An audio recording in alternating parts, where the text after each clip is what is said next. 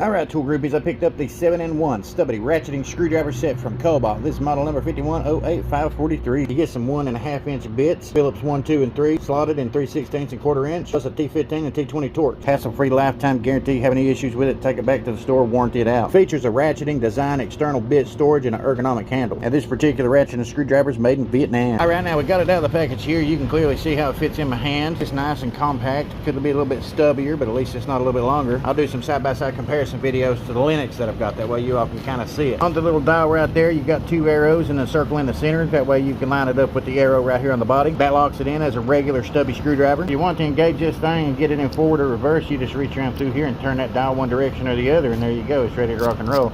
It does turn nice and smooth. There's a little bit of play in it that goes up and down, but there's not a lot of play that goes left and right, which is a good thing. I do got to say, whenever you go to rotate this dial back in and lock it in place, it's like something's hanging up right there. So I'm not sure if you got to lift in or push down on it, because there is just a little bit of slop on that dial. It might be a potential problem in the future where it might fall apart. We'll just have to find out by taking it and testing it out. As far as the grips go, the grips ain't too bad. You got the Kobalt decal right there that's basically heat stamped into it. So it does feel really good in the hand. It's nice and compact. You can kind of grab it, choke up on it, ratchet it back and forth this way. You can clearly see the bits on the inside of this, which is something I really didn't like to begin with. The one I've had up to this point has been the Linux, and I ended up using that thing in the field and couldn't stand it simply because the cap kept coming off of it. I'd be using it, rotating it back and forth, the cap would fall out in the floor and all the bits would explode everywhere. It drove me crazy. Kind of like the fact that you got all your little 1/4 inch bits sticking inside the handle itself. That way you ain't got to worry about them popping out and falling out, anything like that. On top of that, all these little grooves right here can kind of act as a grip. If you needed to grip something, you could take it, you could turn it right there. It basically allows you to apply a little bit more force. It gives you something to hold on to like this. If you get in some situations where you need to turn it back and forth, that'll help do that. Take it, you push down on it, it comes out the back side. You simply take it, switch your bits, you push it back in here, push it back down. Everything stays in place, which is a good thing. Now, initially, I was looking at this one side by side with the Klein. I kind of like the Klein because it is impact rated, but it was going to cost about $17 as opposed to $10. Klein was also non-ratcheting. So in order for me to give you all a good solid review on this, I'm going to have to basically use it side by side in the trades with other stubby ratcheting drivers, which I'm definitely going to be doing with the Linux, but I'm going to have to buy a few more just so I can test these things out and give you some good solid reviews. Maybe I'll pick up the one from Doyle and the ratcheting screwdriver version from Klein just so I can give you a more accurate comparison on the performance of this. Here's how easy the bits are that comes out. Right there you go. There's how long they are, so they're not your traditional stubby bits. These are 1.5 inch long. Now the 1 inch will work inside of these just as well as what the 1.5 does, but it's not going to stick out quite as far as what these do. Now I can go ahead and tell you that whenever you go to ratchet this thing, sometimes it will pop out of gear and lock itself, which is really frustrating. That's where this is a little bit too loose. And a suggestion to Kobalt, the little Torx bits are nice for some people, but you ought to offer some with the Robertson number 1 and number 2 in there for electrical work specifically. Because this is ideal for something that electricians can use, or anybody who works on electrical. But yeah, the fact that it locks itself up like that is just not a good thing either. Now go ahead and pop that clutch and follow along for update.